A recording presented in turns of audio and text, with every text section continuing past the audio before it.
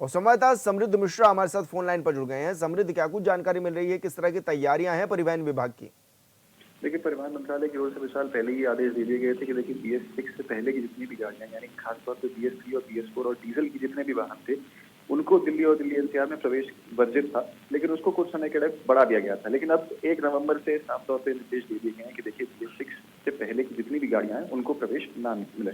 ऐसे में तकरीबन अगर उत्तराखंड परिवहन की ओर से बात करी जाए, जो बसेस यहाँ से चलती हैं, रोजाना इतने सारे लोग यहाँ से जाते हैं, यात्रा करते हैं दिल्ली से, तो कहीं ना कहीं एक संकट यहाँ पर भी है, जिसके लिए लगातार ये मांग की जा रही है कि देखिए अब इलेक्ट्रिक बसेस का जो है उपयोग किया जाए और उनको उपयोग में लाया जाए। ऐसे में तकरीबन 500 इलेक्ट्रिक बसेस की जो डिमांड है वो करी जा रही है और ये कहा जा रहा है कि देखिए इलेक्ट्रिक बसेस के यूज से तकरीबन 10,000 प्रतिदिन प्रति बस बच सकता है। तो यानी अगर 500 बसेस का आंकड़ा हम लगाएं तो तकरीबन 50 लाख प्रतिदिन की बचत जो है यहाँ पर हो सकती है, जैसा यहाँ मांग की जा रही है। एक और चीज इसमें गौर करने वाली देखिए ये है कि अगर मौजूदा वक्त की बात करी जाए, तकरीबन 130 इलेक्ट्रिक और 175 सीएनजी बसेस जो हैं फिलहाल विभाग के पास हैं। ऐसे में यही उठाया जा रहा है सवाल कि देखिए इसमें कई सारी बसेस ऐसी भी हैं जो कॉन्ट्रैक्ट पे हैं, लीज पे हैं। 12 वॉल्वो की जो बसेस है वो भी इनमें शामिल है। तो यही मांग की जा रही है कि देखिए अगर इलेक्ट्रिक बसेस लाई जाएंगी, कहीं ना कहीं यात्रियों के लिए भी सुविधा और विभाग के लिए भी बचत एक होगी, जिससे यात्रियों का जो वेतन है और जो शुल्क है, जो कहीं ना कहीं काफी लंबे समय से बकाया है, वो भी उनको समय से मिल पाए। जी विष्णु। लेकिन समृद्ध, ये अक्सर देखा जाता है कि दिल्ली में जब भी बसों को बैन किया जाता है तो उत्तराखंड की बसें उसमें अक्सर शामिल होती हैं। तो क्यों ये स्थिति सुधारी नहीं जा रही है परिवहन विभाग की ओर से भी? क्योंकि अक्सर ये देखा जाता है कि जो यात्री हैं उनको परेशानियों का सामना करना पड़ता है। बार बार दिल्ली से एक नोटिफिकेशन आता है कि पॉल्यूशन बढ़ रहा है और BS6 से नीचे की जो बसें हैं वो प्रवेश नहीं मिल पाएगा। अक्सर ये संकट जो है वो यात्रियों के सामने आता है, तो क्यों इसको लेकर के कार्य नहीं किया जाता? बिल्कुल, देखिए यात्रियों के लिए भी एक काफी बड़ा संकट है, क्योंकि ऐसे में कई सारे यात्री ऐसे हैं जो साधारण जो बसेस होती हैं उनसे अपनी यात्रा करना पसंद करते हैं, क्योंकि अमूमन तौर पे देखिए जो अगर एसी बसेस की बात की जाए तो इसका किराया महंगा रहता है। सिर्फ भी सस्ती रहती है तो लोग इनमें ज्यादा यातायात करना पसंद करते हैं। ऐसे में एक भारी संख्या में लोग जो हैं अगर इस पर निर्भर हैं, ऐसे में सरकार को जरूर इसके ऊपर कहीं ना कहीं जो है विचार करना चाहिए कि देखिए अगर इलेक्ट्रिक बसेस आएंगी तो उसका शुल्क भी कहीं ना कहीं देखिए उसी हिसाब से तय होना चाहिए। और क्योंकि वातानुकूलित बसेस की भी बात की जा रही है, देखिए एसी बसेस को लाने की भी बात की जा रही है, तो यही कहा जा रहा है कि देखिए जो भी फेयर होगा उसको उसी के हिसाब से करा जाए, क्योंकि भारी संख्या में देखिए एक जो लोग हैं इससे यातायात कर रहे हैं। ऐसे में संकट इसी चीज को लेकर है कि आखिरकार अगर इनके ऊपर प्रतिबंध लग जाएगा तो लोग आखिरकार अपनी यातायात कैसे करेंगे। बिल्कुल समृद्ध, बहुत शुक्रिया आपका तमाम जानकारी साझा करने के लिए। विश्व योग दिवस पर इस साल आंगनबाड़ी केंद्रों में बच्चे भी योगासन सीखेंगे। योग दिवस के आयोजन को लेकर कैबिनेट मंत्री रेखा आर्या ने विधानसभा सभागार में समीक्षा बैठक की, जिसमें उन्होंने संबंधित अधिकारियों को दिशा निर्देश भी दिए। बैठक के बाद खेल मंत्री रेखा आर्या ने कहा है कि बचपन से ही बच्चों की दिनचर्या में योग को शामिल करना जरूरी है। इसके लिए सभी अभिभावकों और समाज को जागरूक करना होगा। उन्होंने कहा है कि योग दिवस से एक हफ्ते पहले ही आंगनबाड़ी केंद्रों में बच्चों को उनके उपयुक्त योगासन सिखाए जाएंगे। कैबिनेट मंत्री रेखा आर्या ने बताया है कि इस साल योग दिवस पर महिला सशक्तिकरण और बाल विकास विभाग, खेल विभाग और युवा कल्याण विभाग मिलकर एक आयोजन करने जा रहे हैं। इसमें आम लोगों के अलावा स्पोर्ट्स कॉलेजों के छात्र, शिशु सदनों के बच्चे, आंगनबाड़ी कार्यकर्तियों और उनके बच्चे भी शामिल होंगे। वाले 21 जून यानी कि विश्व योगा दिवस के अवसर पर WCD विभाग और हमारा युवा कल्याण और खेल विभाग किस प्रकार से समावेशी रूप में इस विश्व योगा दिवस को हमारी महिलाएं, हमारे बच्चे, हमारे खिलाड़ी तीनों का संयोग करते हुए वृहद स्तर पर किस प्रकार से कार्यक्रम का आयोजन हो, वृहद स्तर पर किस प्रकार से योगा का प्रशिक्षण हो, योगा के प्रति लोगों में रुचि बढ़े, उसको लेकर आज एक बैठक की गई थी, जिसमें हमारे दोनों विभाग के संबंधित सेक्रेटरीज भी मौजूद थे, हमारे डायरेक्टर भी मौजूद रहे। निश्चित रूप से 21 तारीख का कार्यक्रम कराया जाना निश्चित हुआ है। अल्मोड़ा में जिला प्रभारी मंत्री धन सिंह रावत ने बगवाली पोखर में रामलीला मैदान में आयोजित जनता दरबार में प्रतिभाग किया। इस दौरान ग्रामीणों ने शिक्षा, स्वास्थ्य, रोजगार और अन्य मूलभूत समस्याओं को लेकर कुल 72 शिकायतें और मांगे मंत्री के सामने रखी, जिस पर मंत्री धन सिंह रावत ने संबंधित अधिकारियों को कई समस्याओं का मौके पर ही समाधान करने के निर्देश दिए। साथ ही जिला स्तर और राज्य स्तर की शिकायतों के लिए आगे की कार्रवाई सुनिश्चित करने को भी कहा है। इस मौके पर मंत्री रावत ने कहा है कि शासन जनता की समस्याओं को गंभीरता से ले रहा है और हर स्तर पर समाधान प्राथमिकता पर किया जाएगा।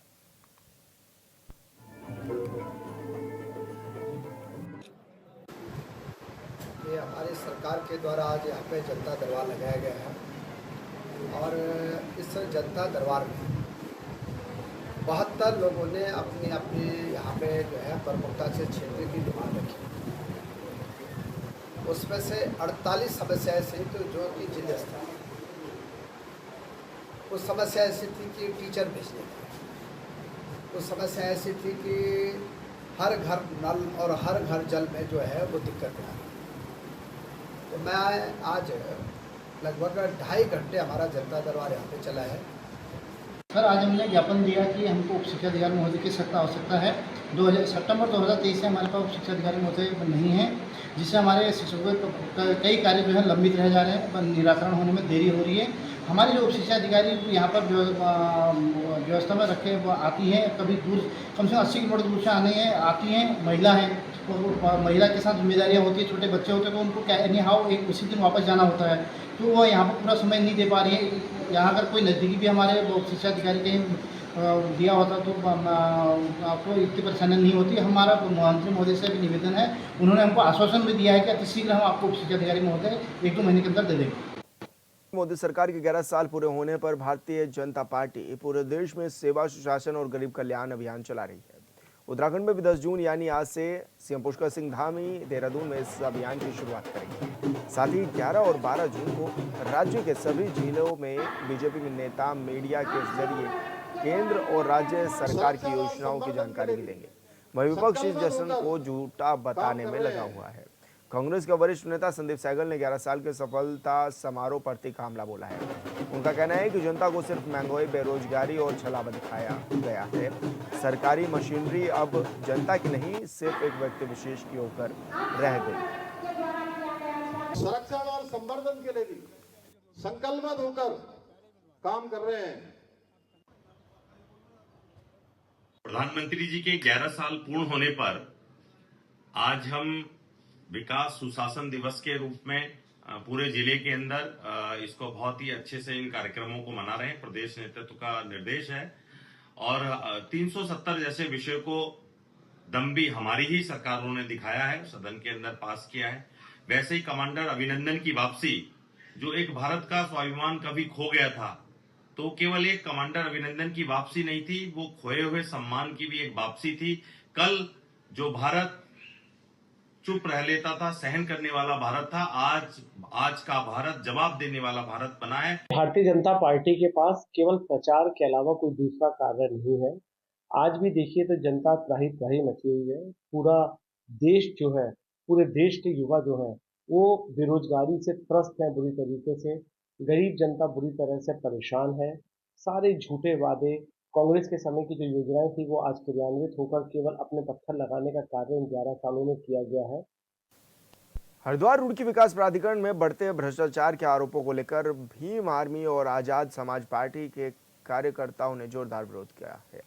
प्रदेश अध्यक्ष मैक सिंह के नेतृत्व में कार्यकर्ताओं ने पदाधिकरण कार्यालय का घेराव कर जमकर नारेबाजी भी की और अधिकारियों कर्मचारियों पर रिश्वतखोरी का गंभीर आरोप भी लगाए हैं। इस दौरान पूरा प्राधिकरण कार्यालय खाली मिला। किसी भी अधिकारी और कर्मचारी की मौजूदगी न पाकर प्रदर्शनकारी भड़क उठे। प्रदेश अध्यक्ष मैक सिंह ने कहा है कि विभाग में अवैध वसूली और रिश्वतखोरी अपने चरम पर है। कई बार उच्च अधिकारियों को रिश्वत देने के बावजूद भी कोई कार्रवाई नहीं हुई।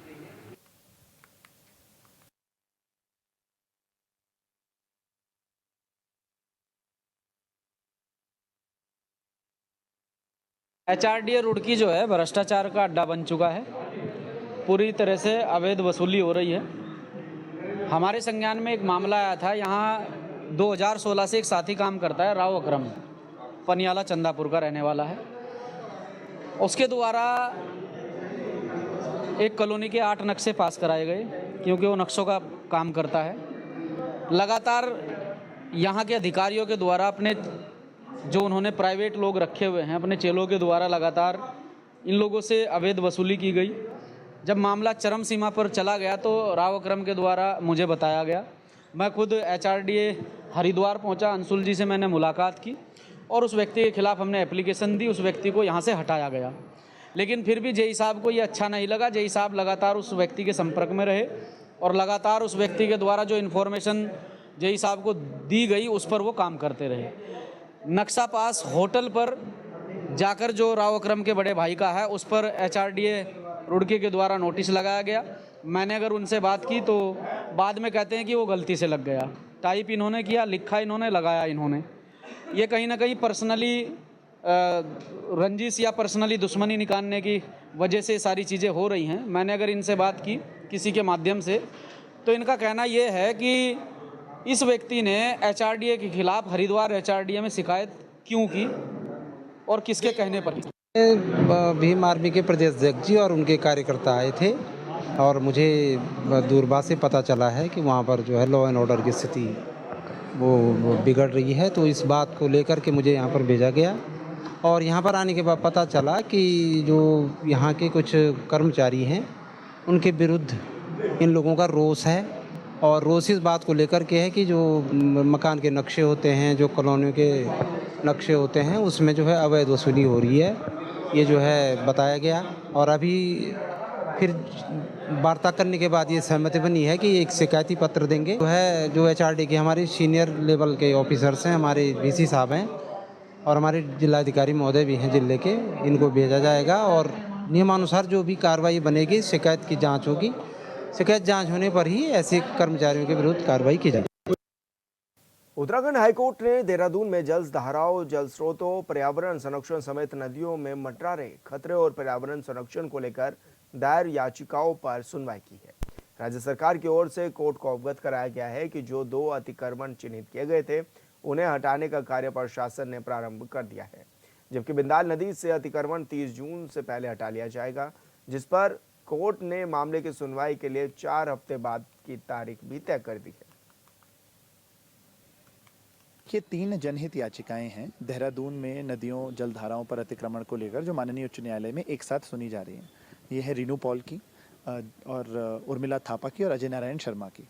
इन तीनों जनहित याचिकाओं में एक संयुक्त रूप से माननीय उच्च न्यायालय ने 24 मार्च 2025 को ये ऑर्डर पास किया था कि जो सीजनल स्ट्रीम्स पर एनक्रोच कर रहे हैं, खासकर जो रसूखदार हैं, जो बड़े बिल्डर हैं, जो प्लॉटिंग कर रहे हैं, जो कहीं ना कहीं नालों खालों का चैनल रोक दे रहे हैं, उनके ऊपर कार्रवाई होनी चाहिए और नदी नालों खालों का चैनल रुकना नहीं चाहिए। इस पर 2 ऐसे कंस्ट्रक्शन सरकार ने खुद आइडेंटिफाई किए थे। उन 2 कंस्ट्रक्शंस पर लेकिन कोर्ट के स्टे ऑर्डर के बावजूद काम चल रहा था। इस बात को माननीय उच्च न्यायालय के संज्ञान में याचिकाकर्ता की ओर से पिछले शनिवार लाया गया था। ड्यूरिंग द वीकेंड यानी सैटरडे और संडे को, शनिवार रविवार को, गवर्नमेंट की सारी मशीनरी ने कोशिश करी है कि वो काफ़ी इन 2 सीजनल स्ट्रीम्स को, जहाँ ये एनक्रोचमेंट्स आइडेंटिफाइड थे, उनको खाली करा पाए। JCBs ने काम किया है कि जो मख और डेब्री से उन्होंने भर दिया था 1-2 खालों को, उसको खाली करा दिया जाए, जिस पर काम तेज़ गति से अभी चल रहा है। उत्तराखंड हाईकोर्ट ने नैनीताल जिले के रामनगर तहसील में मालघन, चौड़ और पटकोट में आबकारी निधि के तहत खोली गई दुकानों को स्थानीय लोगों के विरोध के बाद बंद किए जाने को लेकर दायर याचिका पर सुनवाई करते हुए कोर्ट की खंडपीठ ने राज्य सरकार की रिपोर्ट को सही पाते हुए मदिरा की दुकान खोलने के आदेश दिए थे। बता दें कि कारोबारी गणेश दत्त जोशी और अशोक शाह ने उच्च न्यायालय में अपनी और दुकान के सुरक्षा को लेकर याचिका दायर की थी, जिसमें उन्होंने कहा था कि वो आबकारी नियमों के तहत मदिरा की दुकान चला रहे हैं, जिसका कुछ संगठन विरोध कर दुकान बंद करने की धमकी दे रहे हैं। जबकि याचिका में विपक्षियों का कहना है कि दुकान चलाने का लाइसेंस आबकारी विभाग ने उन्हें दिया है, लेकिन उन्होंने इसका अनुपालन नहीं करते हुए मालघन गोपाल नगर में इसे खोल दिया है। देखिए, नैनीताल जिले में 2 दुकानें थीं, जिसमें कुछ जो गांव के लोग थे, गांव की महिलाएं जिनको आगे किया हुआ था, उसकी वजह से, किस विरोध की वजह से दुकानें बंद कर दी गई थी। पर आज ऑनरेबल कोर्ट ने जब सरकार से रिपोर्ट मंगाई, उसमें यह आया कि कहीं कहीं पे कुछ लोग ऐसे हैं जो वहाँ पे इलीगल शराबें बेच रहे हैं, जिस वजह से आज ऑनरेबल कोर्ट ने जो ऑर्डर था सरकार का उसको स्टे कर दिया है, हमें प्रोटेक्शन देने का ऑर्डर कर दिया है और उसके बाद इसका इफेक्ट ये होगा कि अब हम फिर से दुकान चला पाएंगे। यही था कि देखिए, जब हमने पूरी प्रोसीजर पूरा कर दिया, हमने सारे जमा कर दिए, हमने सिक्योरिटी जमा कर दी, हमने मिनिमम गारंटी जमा कर दी, उसके बाद हमने दुकान शुरू भी कर दी उसके बाद 3-4 दिन के बाद किसी कुछ लोगों के विरोध के चलते, किसी के प्रेशर के चलते दुकानें बंद कर दी गई थी, जिसको ऑनरेबल कोर्ट ने को लगा कि ये कुछ ना कुछ गलत हो रहा है, पर्दे के पीछे कोई और है, जिस वजह से फिर ऑनरेबल कोर्ट ने ऑर्डर स्टे कर दिया। क्षेत्रीय विधायक राजकुमार पौड़ी इन दिनों सरकार द्वारा स्वीकृत सड़कों के ताबड़तोड़ शिलान्यास और लोकार्पण करते हुए नजर आ रहे हैं। कल उन्होंने कलजी खाल ब्लॉक के लगभग 12 किलोमीटर लंबे कांस खेत असगढ़ बड़कोट मोटर मार्ग और लगभग 21 किलोमीटर लंबे बूंगा बैंड साकनी खेत बेड़गांव मोटर मार्ग के सुधारीकरण कार्यों का लोकार्पण किया। इसके साथ ही उन्होंने बुटली गांव में गांव को जोड़ने वाले लगभग 1.5 किलोमीटर से अधिक लंबे मोटर मार्ग का भी भूमि पूजन कर शिलान्यास किया है।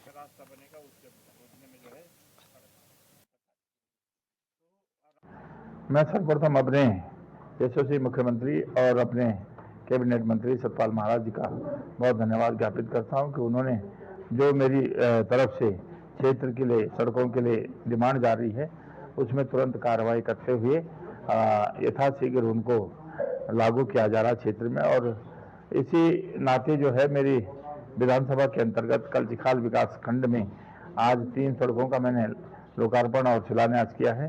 तो इसमें 2 सड़कें तो रिन्यूअल की थी, जिसमें कि सुधारीकरण और डामरीकरण का कार्य किया गया।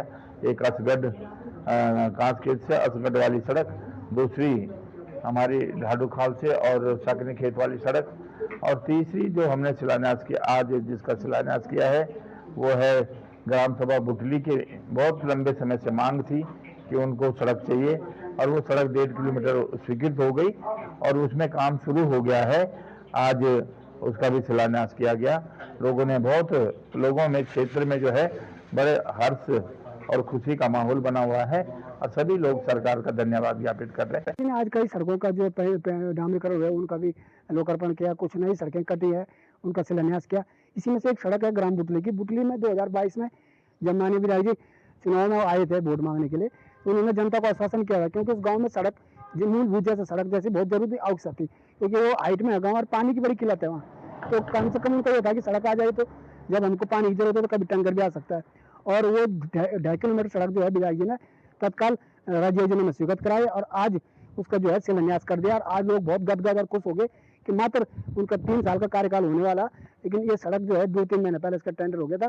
तो अपने कार्यकाल में क्या उन्होंने 2 साल में ही ग्रामीण को सड़क सौगात के रूप में आज दे दी है। आज ही रोड गाँव पहुँच गई है और आज बड़ा अच्छा लगा कि गाँव की जो मांग थी, क्योंकि गाँव में केवल वहाँ सड़क चाहिए थी, वो पूरी हो गई है। मैं यहाँ ग्राम प्रधान भी हूँ और इंतज़ार था, बहुत दिनों से इंतज़ार था, बहुत सालों से इंतज़ार था। अब बहुत खुशी हो गई कि हमारे गांव में रोड आ गई है। हमें उम्मीद नहीं थी कि नहीं आएगी, लेकिन बहुत उम्मीद विधायक जी का बहुत बहुत धन्यवाद और बहुत वो करते हैं, उम्मीद करते हैं कि आगे भी ऐसे सहयोग देते रहेंगे। और सबसे पहले डांगी जी का धन्यवाद करने चाहती हूँ मैं, डांगी जी का सहयोग है हमारे साथ, धन्यवाद। सब फिलहाल तो चलो ठीक है, नई सड़क बन गई। मैं भी देख रहा था कि रकम बहुत कम है, 1,98,39,000 रकम है। तो इस तरह से मतलब जो क्वालिटी है मैं मानता हूँ कि ठीक है, मतलब सड़क जितना पैसा है उस हिसाब से ठीक है। और रोड लगभग आवागमन के लिए फिलहाल तो चली रही है, लेकिन बरसात के बाद अगर रोड में थोड़ी कमी आएगी तो ये ज़रा मुश्किल है थोड़ा सा, बाकी ठीक है, उसे बन गई रोड। जी से हम बहुत प्रसन्न हैं कि उन्होंने इस रोड का बहुत जल्दी संज्ञान लिया। मैं उनका हार्दिक धन्यवाद भी करना चाहूँगा कि माननीय विधायक जी ने हमारी ये असगढ़ बड़कोट मोटर मार्ग का सुधारीकरण किया। मैं उनका बहुत दिल से बहुत हार्दिक धन्यवाद करता हूँ। जगपाल सिंह नेगी जी, पूर्व प्रधान ग्राम स्वास्थ्य। और फिलहाल इस बुलेटिन में इतना ही। आप देखते रहिए हॉर्नबिल टीवी। नमस्कार।